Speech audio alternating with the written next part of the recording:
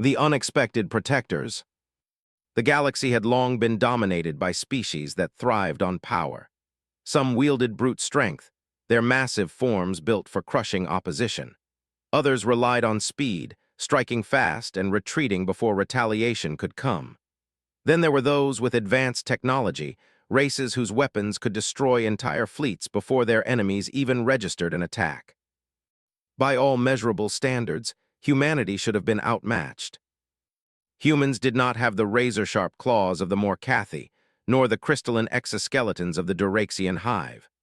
They couldn't regenerate lost limbs like the aquatic Felians, or swarm in overwhelming numbers like the insectoid Viren collective. What humans possessed instead was something far less obvious, a trait overlooked by many species until they witnessed it in action. Captain Elena Vasquez stood on the bridge of the UES Horizon, her eyes fixed on the damaged transport vessel drifting against the backdrop of unfamiliar stars. Her ship had detected the distress signal while patrolling the edges of human space, a risky mission in itself, as humanity was still establishing their place in the galactic community. "Life signs?" Elena asked, her voice steady despite the tension that filled the bridge. Lieutenant Wei Zhang looked up from his console, his expression grim. "Multiple signatures, Captain, but they're unusual, not matching any known human patterns." "Alien vessel, then?" said Commander Omar Karim, the ship's executive officer. He moved to stand beside Elena, his voice dropping to a whisper. "Protocol says we should alert Central Command before engaging. This could be a trap." Elena studied the damaged ship, noting the distinctive patterns etched into its hull. Recognition dawned on her face. "That's a Morkathi transport." A collective silence fell over the bridge. The Morkathi were known throughout the galaxy as apex predators, a species that had evolved from pack hunters on a death world. They were territorial, aggressive, and notoriously untrusting of other species, especially humans, whom they viewed as potential competitors. "All the more reason to call for backup," Omar insisted. Elena shook her head. "That ship is venting atmosphere. By the time reinforcements arrive, whoever's on board will be dead." She straightened her uniform and made her decision. "Prepare a rescue team, full environmental gear and minimal weapons. We're going in." "Captain," Chief Medical Officer Dr. Emilia Rodriguez interjected, "Morkathi are extremely territorial. They might attack our rescue team rather than accept help." "Then we'll have to convince them otherwise," Elena replied. "I need your medical expertise, Doctor, volunteer basis only." Dr. Rodriguez didn't hesitate. "I'll prepare my kit." Within 20 minutes, Elena led a team of 6 onto the damaged Morkathi vessel. The interior was cast in the red glow of emergency lighting, the air thin and growing colder by the minute. The ship's gravity generators were failing, creating pockets of disorienting weightlessness. They found the first Morkathi crew member near the engine room, a massive, furred being with powerful limbs and a face dominated by predatory features. It was injured, dark blood matting its silver-gray fur. As Elena approached, the creature bared impressive fangs, a low growl emanating from deep in its throat. Dr. Rodriguez moved forward slowly, medical scanner in hand. "I'm not getting adult Morkathi life signs from anywhere else on the ship," she said quietly. "But there's something else." Smaller signatures clustered in what might be living quarters. The injured Morkathi warrior tried to rise, clearly understanding their words. "Leave," it growled in rough, accented universal standard. "Take nothing." Elena held up empty hands. "Your ship is failing. We're here to help." The Morkathi's amber eyes narrowed. "No help, go." A violent tremor shook the vessel, and warning klaxons began to sound. Elena's communication officer, Lieutenant Rajan Patel, checked his portable terminal. "Captain, hull integrity is at critical levels. We have maybe 15 minutes before catastrophic failure." Elena made a decision. "Doctor, stabilize this crew member for transport. Wei, Rajan with me. We're checking those other life signs."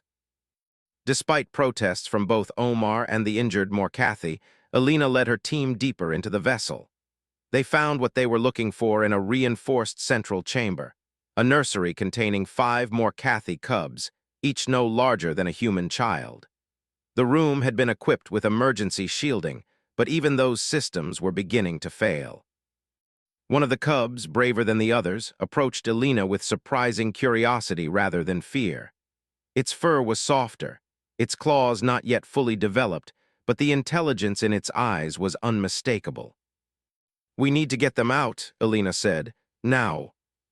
When they returned to the injured adult Morcathi, its reaction was immediate and violent. Despite its wounds, it lunged at Elena, only to be stopped by its own injuries. "No touch, young," it snarled, desperation evident in its voice. Elena knelt at eye level with the wounded warrior. "Your ship is dying. The cubs will die with it. Let us help them." The Morcatha's ears flattened against its skull. "Other species, take young, use as leverage, study, dissect."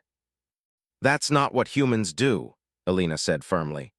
"I give you my word, as captain of the UES Horizon and as a human being, we will protect your young until they can be returned to your people." The ship shuddered again, more violently this time. "No time for debate," Dr. Rodriguez warned. "We need to evacuate now." The Morcatha's gaze moved between Elena and the corridor, where the cubs were being prepared for transport by the rest of the team. With obvious reluctance, it reached for a ceremonial blade at its belt, drawing it with a clawed hand. Elena tensed, but instead of attacking, the Morcathi drew the blade across its own palm, dark blood welling from the wound. "Blood oath," it growled. "Protect cubs, or your people face wrath of all Morcathi." Elena didn't hesitate. She took her own utility knife and made a similar cut on her palm, then pressed it against the Morcatha's in a primitive but binding pact. "They will be safe with us. I swear it." They barely made it back to the horizon before the Morcathi vessel's engines went critical. The explosion illuminated the viewports as Elena's medical team worked to stabilize the injured adult Morcathi and secure the bewildered cubs. Word of the rescue spread quickly through the ship. Elena had expected fear, perhaps even resentment from her crew at harboring the offspring of a species known for its aggression. Instead, she witnessed something remarkable.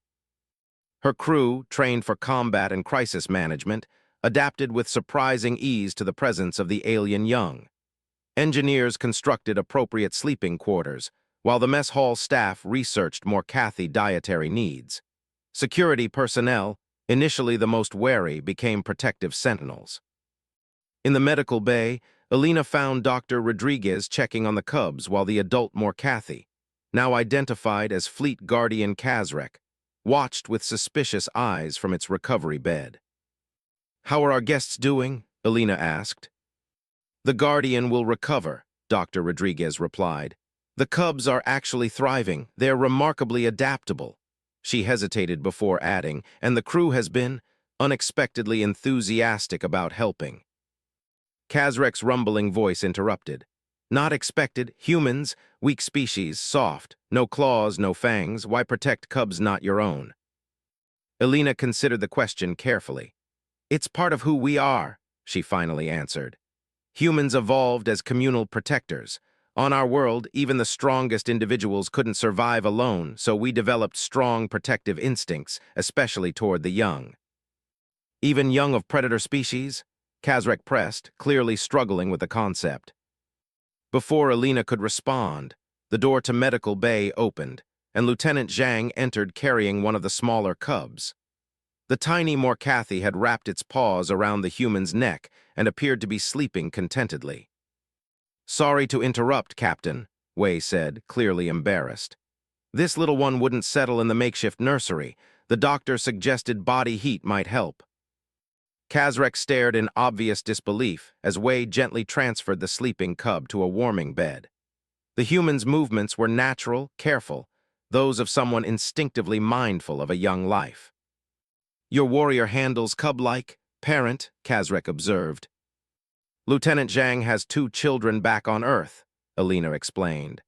"Most humans develop protective instincts toward young, regardless of species." Kazrek fell silent, watching as Wei adjusted the temperature controls on the warming bed, before departing with a respectful nod to both the captain and the Morcathi Guardian.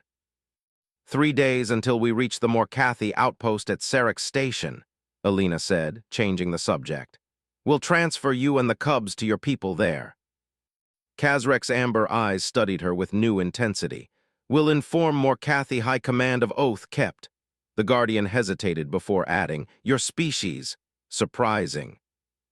3 days later, as the Horizon docked at Sarek Station, Alina was surprised to find a formal delegation of Morkathi officials waiting to receive their injured compatriot and the cubs. The transfer proceeded with ceremonial formality until one of the cubs, the curious one that had first approached Alina, balked at leaving with the Morkathi officials. To everyone's astonishment, it broke protocol and darted back to Alina, pressing its forehead against her hand in a gesture she later learned was a sign of deep trust among the Morkathi. The lead Morkathi official, a heavily decorated individual named Supreme Guardian Thrak, observed this interaction with evident surprise. Captain Vasquez, Thrak said, using perfect universal standard, it appears we may have misjudged your species. Guardian Kazrek has shared details of your oath and your crew's behavior. The High Command finds this worthy of further consideration. Alina bowed slightly. We're glad we could help. Perhaps, Thrak continued, there is more to discuss between our peoples than previously thought. As Alina watched the Morkathi delegation depart with the cubs, Omar stepped to her side. You realize what just happened, don't you? No non-Morkathi has ever been allowed to handle their young, let alone care for them for days. This could change everything. Alina nodded, feeling the weight of the moment. It's a start, Commander, just a start. What she couldn't know then was how this single encounter would ripple across the galaxy, challenging fundamental assumptions about humanity's place among the stars. Their reputation as unexpected protectors, beings who would risk everything to safeguard the young of any species, was just beginning to take shape. First contact, second chance. 2 standard months after the Horizon incident, Dr. Marcus Ockhaffer stood before the Interspecies Research Council on Europa Station, his presentation drawing to a close. Behind him, holographic displays showed comparative brain scans, human, Morkathi, and a dozen other sentient species from across the known galaxy. In conclusion, Marcus said, highlighting specific neural pathways in the human brain, what we're seeing isn't just cultural. Humans possess uniquely developed neural structures dedicated to recognizing, responding to, and protecting juvenile traits across species boundaries. While other intelligent species evolve to care exclusively for their own young, human brains react to universal markers of youth, proportionally larger heads, bigger eyes, smaller limbs, regardless of the species displaying them. The council chamber remained silent as the senior researchers processed his findings. Director Nixval, a Duraxian scientist whose crystalline exoskeleton reflected the chamber's blue lighting, finally spoke. You suggest this is why humans responded as they did aboard the Morkathi vessel, a neurological imperative rather than a cultural anomaly. Marcus nodded. Exactly. Captain Vasquez and her crew weren't making a conscious political decision. They were responding to biological imperatives as old as our species. Humans evolved as communal caregivers on a dangerous planet. Our ancestors survived not by being the strongest predators, but by cooperating and protecting their collective young. Fascinating, purred Counselor Sershka, a feline meridian whose species was known for their scientific rigor. But this creates an obvious question. If humans instinctively protect young, even of potential predator species, how did your kind ever develop the capacity for warfare? Your history suggests significant intraspecies conflict. Marcus smiled grimly. The same instinct that makes us protective caregivers makes us ferocious when those in our care are threatened. Historically, nothing has provoked human violence more reliably than threats to children, our own or others we've accepted responsibility for. A murmur went through the council chamber. Director Nixval's crystalline appendages clicked together in what Marcus had learned was a gesture of deep thought. This requires further study, the Duraxian announced. Dr. Ockhaffer, your research grant is extended. I want comparative studies across multiple human populations and controlled observational studies of human-alien interactions, particularly involving juveniles. Thank you, Director, Marcus replied, gathering his materials. I believe this research may help explain why humanity's entry into the galactic community has been different than anticipated. As the council session adjourned, Marcus found himself approached by Talia Reed, a xenobiologist he knew from his graduate studies on Earth. Her dark hair was pulled back in a practical braid, and her expression suggested urgency. "Marcus, I need to talk to you," she said, guiding him toward a quiet alcove away from the dispersing council members. "I've been assigned to the Veldari Medical Exchange on Outpost Sirius. Your research could help me." Marcus raised his eyebrows in surprise. "The Veldari, they've barely agreed to diplomatic relations, let alone medical exchanges." The Veldari were notorious among spacefaring species. Apex predators evolved from pack hunters, similar to the Morkathi but even more aggressive and territorial. Unlike the Morkathi, who had gradually developed diplomatic relations with other species, the Veldari remained isolated and hostile, interacting with the galactic community only when absolutely necessary. "That's why this is so important," Talia explained. "After what happened with the Morkathi, several predator species have expressed cautious interest in human medical practices, particularly our pediatric care. The Veldari have agreed to a limited exchange. They'll send medical observers to study our techniques, and in return, allow me access to their medical facility on Sirius." "That doesn't sound like the Veldari," Marcus said skeptically. "What's changed?" Talia's expression became serious. "Outbreak of an unknown pathogen affecting primarily their young. They've lost nearly a generation on 3 colony worlds. Their medical technology is advanced in some ways, but their understanding of immunology is surprisingly limited, an artifact of their evolution with few natural diseases. And they're willing to accept human help for their young?" Marcus shook his head in disbelief. "After the Horizon incident, the Morkathi merely became diplomatically cautious. The Veldari have been known to attack ships that venture too close to their territories." "Desperation changes everything," Talia replied. "I leave in 3 days. I need your research, your insights, anything that might help me connect with them." 3 weeks later, Talia stood in the sterile confines of the Veldari medical facility on Outpost Sirius, trying not to show her nervousness. The Veldari physician across from her, senior healer Kravax, towered nearly 2 meters tall, his scaled skin a mottled pattern of grays and blacks that contrasted with the facility's white surfaces. Like all Veldari, his face featured prominent sensory pits that detected heat signatures and a jaw structure that could deliver devastating force. "This is the isolation ward," Kravax stated, his universal standard precise but heavily accented. 17 juveniles all showing signs of infection, 5 in critical phase. Talia nodded, studying the readouts on her tablet. The quarantine field between them and the ward provided visibility while preventing contamination in either direction. Inside, she could see small Veldari forms lying on medical platforms, their normally vibrant scales dulled by illness. "I'd like to review their genetic profiles and compare them with the pathogen's structure," Talia said. "Also, detailed scans of their immune response over time." Kravax's sensory pits flared slightly, a sign of agitation, according to Talia's briefing materials. "Genetic profiles are restricted information." "I understand your caution," Talia replied carefully, "but without comprehensive data, I'm working blind. This pathogen is unlike anything in human medical databases. I need to understand how it interacts specifically with Veldari physiology." The senior healer studied her for a long moment before responding. "You will have limited access, supervised only." It was more than she'd expected. "Thank you."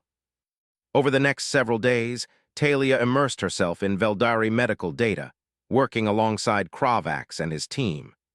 The pathogen proved elusive.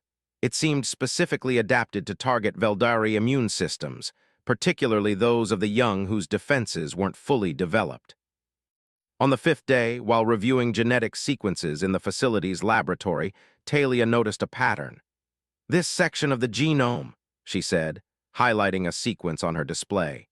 "It appears in all the infected juveniles, but with subtle variations in those showing stronger resistance." Kravax leaned closer, his imposing presence no longer intimidating to Talia after days of collaboration. "That region regulates early immune development. It should not affect pathogen resistance directly. Unless the pathogen specifically targets regulatory functions rather than attacking cells directly," Talia suggested. "It's not killing the juveniles, it's preventing their immune systems from functioning properly. That's why conventional treatments have failed." The Veldari healer's posture changed subtly, a straightening that Talia had come to recognize as interest. This would explain the observed progression, but the treatment implications would require a completely different approach, Talia finished. "Instead of attacking the pathogen, we need to support and temporarily bypass the affected regulatory systems." Their breakthrough led to long hours developing a treatment protocol. Talia found herself working through the night cycle, her determination matching that of the Veldari medical team. Despite their fearsome appearance and reputation, she discovered the healers shared a fundamental dedication to their patients that transcended species differences. On the eighth day, they administered the experimental treatment to the most critical patient, a female juvenile named Shrikex, whose condition had deteriorated rapidly. The treatment required careful monitoring, with Talia and Kravax taking alternating shifts.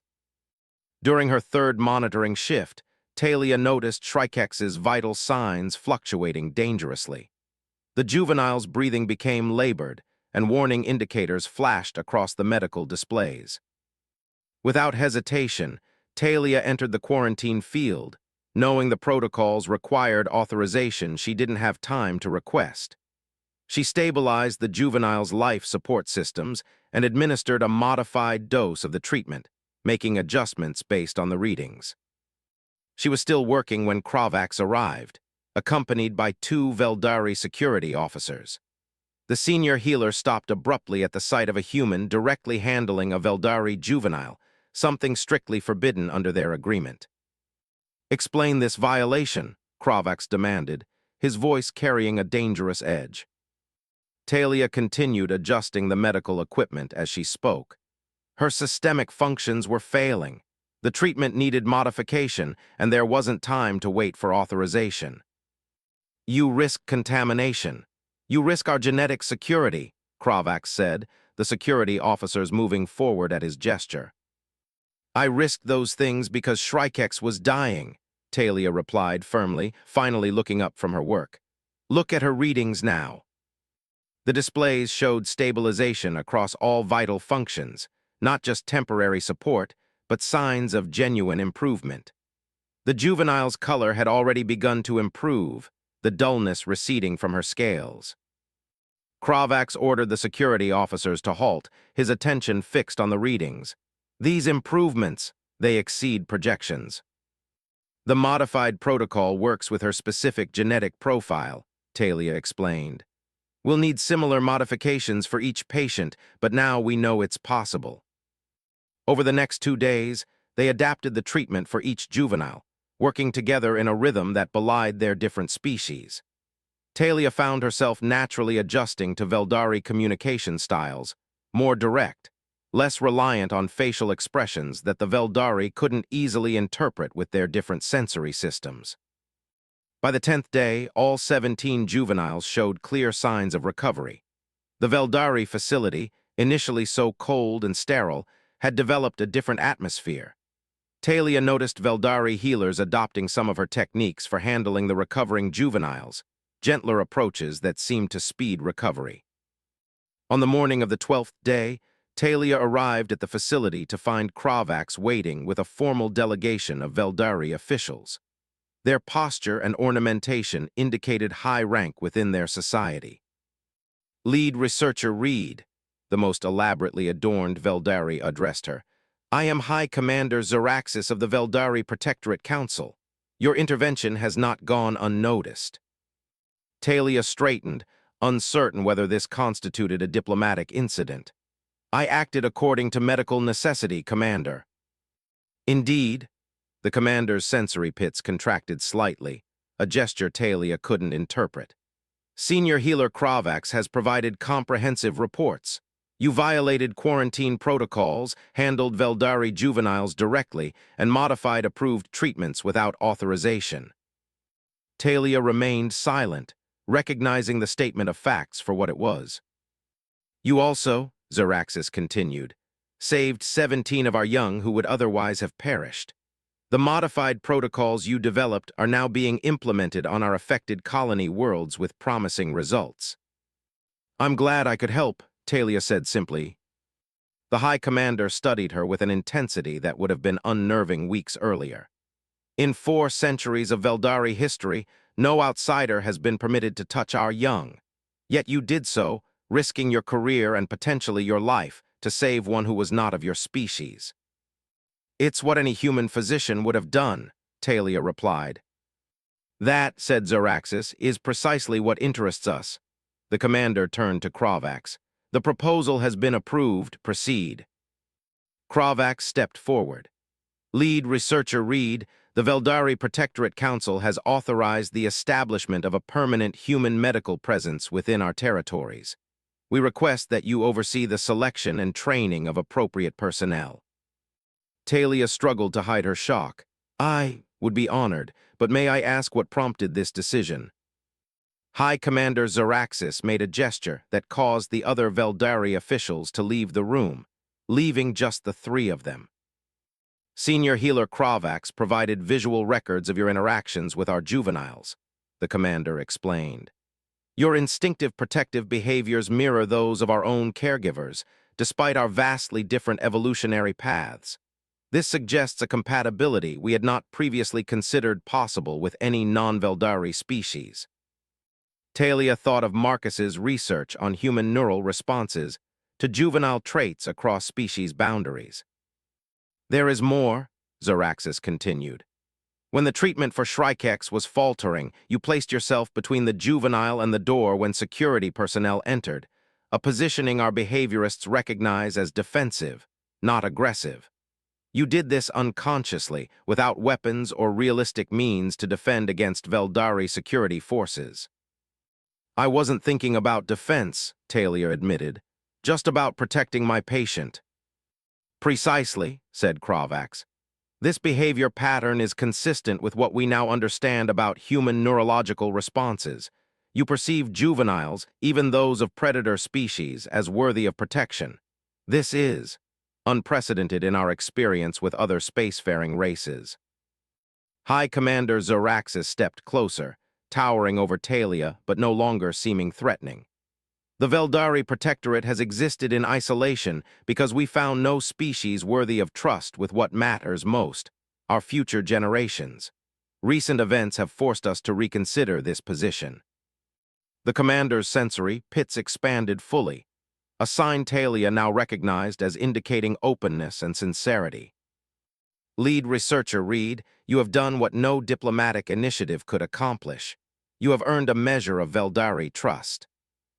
As Talia processed the significance of this moment, she thought of Captain Alina Vasquez and the Morcathi cubs, how a single act of protection had created ripples across species boundaries. Now, those ripples were becoming a current, carrying humanity into uncharted diplomatic territory.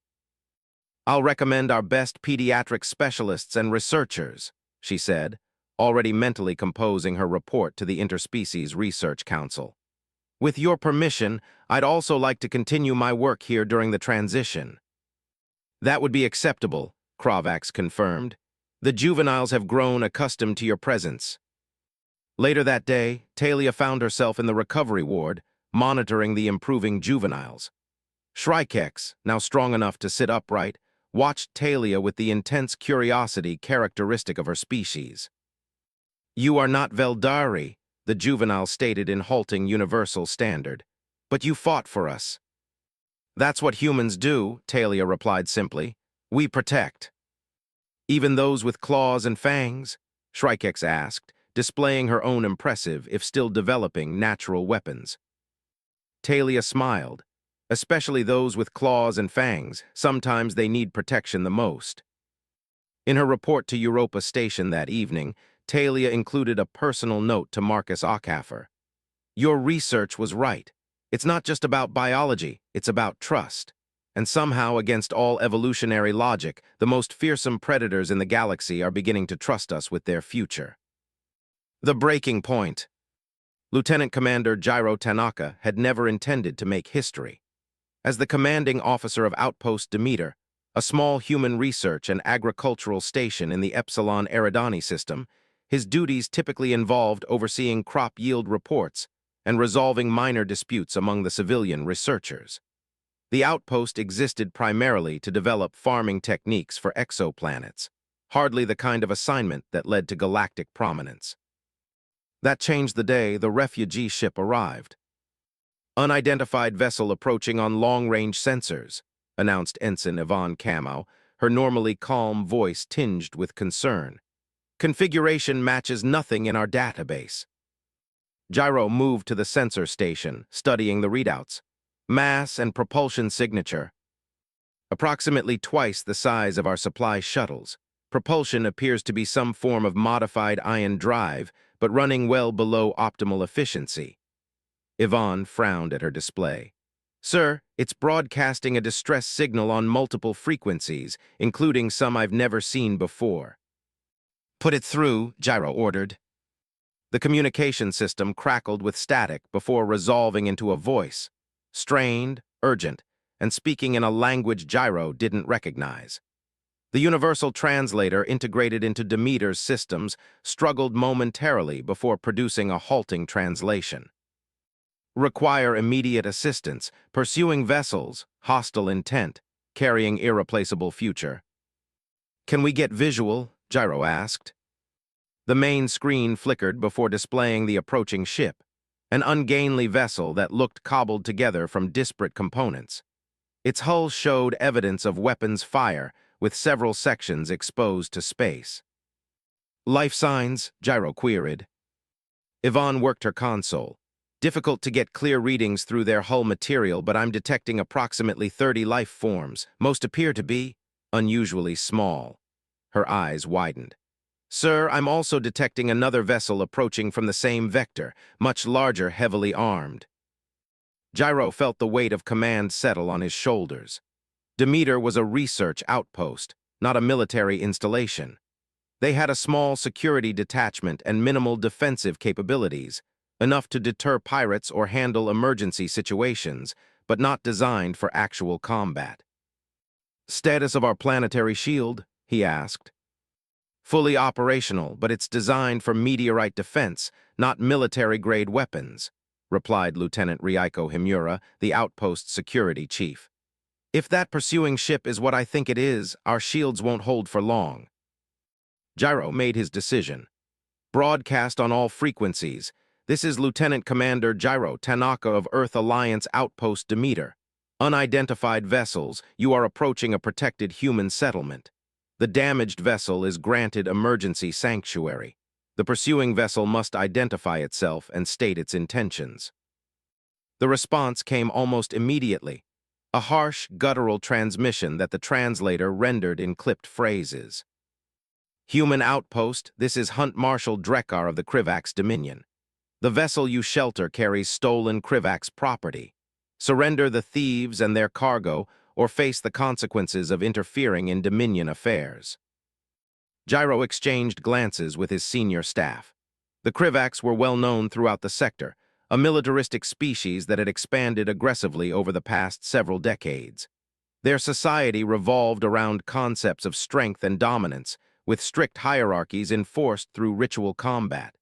They weren't officially hostile to humans, but neither were they friendly. Hunt Marshal Drekar, Gyro replied, choosing his words carefully. I cannot surrender anyone without understanding the nature of the situation. Our protocols require us to render assistance to vessels in distress. If you have a valid claim, we can arrange for diplomatic mediation through proper channels. The Krivax ship continued its approach, now close enough for Demeter's sensors to identify its weapons systems, all powered and ready. The refugee vessel had reached Demeter's orbit and was decelerating rapidly. "They're requesting emergency docking," Ensign Kama reported. "Grant it," Gyro ordered. "Lieutenant Himura, assemble a security team to meet them. Medical personnel on standby." "Commander," Himura cautioned, "if we allow them to dock and the Krivax attack." "I'm aware of the risks, Lieutenant." Gyro's expression was resolute. "But I won't turn away a distress call based on threats." The Krivax Hunt Marshal's voice boomed through the communication system again. "Commander Tanaka, you do not understand what you protect. The thieves have stolen Krivax breeding stock, our future warriors. This is not a diplomatic matter. It is a matter of Dominion security." Breeding stock, the phrase sent a chill through Gyro. "Children?" he asked sharply. "You're pursuing them because they have children aboard." "Krivax offspring are property of the state," came the cold reply. "These were selected for specific genetic traits. Their caretakers have defected with them, a capital offense. Final warning, surrender them or we will retrieve them ourselves." The refugee ship docked with a jarring impact that suggested their pilot was either injured or inexperienced. Gyro headed for the docking bay, accompanied by Lieutenant Himura and a medical team led by Dr. Layla Ndiaye. They arrived just as the airlock cycled open, revealing an unexpected sight. The first figures to emerge were clearly Krivax, but unlike the warrior caste that dominated interstellar encounters, these were smaller, with less pronounced armor plates and wearing the simple garments of civilian workers. They moved with evident exhaustion, some supporting others who appeared injured. Behind them came the explanation for the small life signs Yvonne had detected. Juvenile Krivax, at least 20 of them, ranging from what appeared to be infants to adolescents. Unlike adult Krivax, whose features were stern and predatory, the young displayed a vulnerability that struck Gyro immediately. Their armor plates were still developing, their movements awkward but quick. The last figure through the airlock was taller than the others, with the bearing of a Krivax warrior, but wearing civilian clothing now stained with what Gyro assumed was blood. This Krivax looked directly at Gyro with intelligent eyes. "I am Vextor, former combat geneticist of the Dominion," the figure announced in passable universal standard. "These are nursery workers and educators who made the choice to leave with me. The young are from breeding facilities deemed expendable." "Expendable?" Dr. Ndiaye asked, already moving to examine an injured caretaker. "Failed genetic experiments," Vextor explained, a surprising emotion coloring the harsh Krivax voice. "The Dominion breeds warriors for specific traits, strength, aggression, obedience. Those who do not meet standards are terminated before maturity to maintain genetic purity." One of the smallest juveniles had moved close to Gyro, studying him with wide, curious eyes. Unlike the fearsome appearance of adult Krivax, there was something almost endearing about the proportions of the young, their head plates larger relative to their bodies, their movements still uncoordinated. Gyro knelt to the juvenile's level. "Hello," he said simply. The young Krivax responded with a gesture Gyro didn't recognize, placing one small clawed hand against its chest and inclining its head slightly. "That is Tarak," Vextor explained. "He cannot speak. This defect alone would have meant his termination when he reached assessment age. Instead, we fled. Many of us have harbored doubts about the culling practices for generations, but never had the courage to act until now." Before Gyro could respond, Lieutenant Himura's communicator chimed urgently. "Commander, the Krivax vessel has entered weapons range and is demanding immediate communication." "Understood." Gyro stood, his decision already made. "Dr. Ndiaye, get everyone to the inner medical facilities. Lieutenant, deploy security teams at all critical points." He turned to Vextor. "We'll speak more later, but know this, you and the children are under our protection now." Back in the command center, the main screen displayed the imposing figure of Hunt Marshal Drekar, a Krivax warrior of obvious high rank, with elaborate armor plates and ritual scarification marking his achievements. "Commander Tanaka," Drekar rumbled, "our sensors detect the fugitives have boarded your facility. Surrender them immediately." "Hunt Marshal," Gyro replied evenly, "I've met with the refugees. They claim these children were slated for termination due to genetic imperfections. Is this accurate? The Krivak's commander's expression didn't change, but his posture stiffened. What the Dominion does with failed genetic lines is not the concern of humans or any other species. Those juveniles represent decades of breeding research. They are property, not persons. I'm afraid Earth Alliance law doesn't recognize sentient beings as property, Gyro stated. Especially children. These refugees have requested asylum, which I have granted pending formal review. Drekkar's voice dropped dangerously. You are not positioned to make such decisions, Commander. Your outpost has minimal defenses. My ship carries enough firepower to reduce it to ash. Return what belongs to the Dominion or face extinction. Gyro straightened. Hunt Marshal, allow me to be perfectly clear.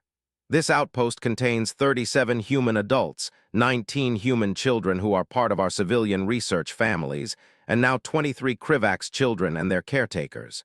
If you attack, you will be killing children of two species. The weak do not deserve protection, Drekkar responded coldly. This is the law of nature. Perhaps for the Krivaks, Gyro countered. Humans follow different laws. We protect the vulnerable, especially children, regardless of species or origin. You should know that I've already transmitted all details of this encounter to Earth Alliance Command. Whether you destroy this outpost or not, the galaxy will know that the Krivak's Dominion massacred children rather than allow them to live. For the first time, Drekkar seemed to hesitate. You would sacrifice your outpost, your people, for defective Krivak's offspring. This makes no strategic sense. It makes perfect sense to humans, Gyro replied simply. We don't abandon children, ours or anyone else's. The standoff lasted 3 tense days. The Krivak's warship maintained position just outside weapons range, occasionally probing Demeter's defenses, but never launching a full attack. Inside the outpost, human and Krivak's children adapted to each other's presence with the remarkable flexibility of the young. Human researchers worked alongside Vextor to understand Krivak's developmental needs, while security teams remained on high alert. On the 4th day, a fleet of Earth Alliance vessels arrived, led by the EAS Defender under the command of Admiral Helena Ortiz. The Krivak's warship, now significantly outgunned, withdrew to the system's edge but remained present. Admiral Ortiz met with Gyro in Demeter's conference room, her expression a mix of concern and grudging respect. You took one hell of a risk, Commander. That Krivak's ship could have vaporized this outpost before we arrived. It was a calculated risk, Admiral, Gyro replied. Based on recent reports about Krivak's internal politics, I suspected Hunt Marshal Drekkar wouldn't act without confirmation from higher authority. The Dominion is pragmatic enough to recognize that destroying a human outpost over genetic rejects would create more problems than it solved. Still, Ortiz said, putting yourself between a Krivak's warship and its targets required considerable courage. The diplomatic corps is already buzzing about implications for human-Krivak's relations. Gyro shook his head. With respect, Admiral, I wasn't thinking about diplomacy or galactic politics. I was thinking about children who needed protection. The Admiral studied him for a moment. Let me show you something, Commander. She activated a portable display unit, revealing footage from Demeter's security systems. The images showed human children sharing meals with young Krivaks, researchers helping caretakers adapt Earth foods for Krivak's digestive systems, and most strikingly, human security personnel standing protective watch over sleeping Krivak's juveniles. This footage has been transmitted throughout Earth Alliance space, Ortiz explained. But more significantly, we have intelligence suggesting it's being shared on restricted Krivak's networks as well. There's evidence of growing internal dissent over juvenile culling practices. She switched the display to a different feed, a recorded statement from Earth Alliance Diplomatic Corps. The Alliance has formally granted asylum to all Krivak's refugees at Outpost Demeter. Furthermore, we have initiated proceedings to recognize the rights of juvenile Krivaks as protected persons under Earth Alliance law, regardless of genetic status. Gyro absorbed this information slowly, and the Dominion's response. Mixed, Ortiz replied. The official position remains that these are internal matters. Unofficially, we're receiving indications that multiple factions within Krivak's society are using this incident to challenge traditional practices. Your stand may have catalyzed a cultural shift that diplomatic overtures couldn't achieve in decades. Later that day, Gyro found himself in Demeter's hydroponics bay, which had been temporarily converted into a play area for both human and Krivak's children. He watched as Tarak, the nonverbal Krivak's juvenile, carefully helped a human child build a structure with magnetic blocks. Despite their vastly different physiologies and backgrounds, they had developed a wordless communication system based on gestures and shared purpose. Vextor approached, his warrior's frame looking oddly out of place amid the domestic scene. Among the Krivaks, Commander Tanaka, there is a concept called the breaking point, the moment when a seemingly invincible adversary reveals a critical weakness. I'm familiar with the concept in military terms, Gyro acknowledged. It has another meaning in Krivak's philosophy, Vextor continued. Sometimes the breaking point is not weakness at all, but a transformative strength that was not previously recognized. The former geneticist gestured toward the children. When you stood against Hunt Marshal Drekar, when you placed yourself between his weapons and these juveniles, you demonstrated a kind of strength the Dominion does not understand. It wasn't about strength, Gyro said quietly. It was about doing what's right.